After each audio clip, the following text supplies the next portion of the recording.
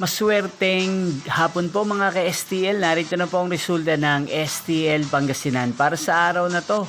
Second draw, March 9, 2026, araw ng Lunes. Naway mga natayaan nyo pong mga numero kanina ay manalo nawa ngayong hapong ito, 5 PM. Kaya kunin nyo na po ang inyong mga ticket. Narito na po ang resulta. Ang mga numerong nanalo sa STL Pangasinan ngayong hapong ito, March 9, 2026, 5 PM, second draw result, 35 at 4. In exact order again, 35 at 4. At ngayong hapong ito sa STL Pangasinan, natin pong i-shoutout si Kuya Yuri ng Pangasinan na nanonood po ngayon sa channel na to. Shoutout po sa inyo Kuya Yuri, sana po ay nasa maayos kayong kalagayan. At sa lahat po ng mga taga Pangasinan, shoutout po sa inyong lahat.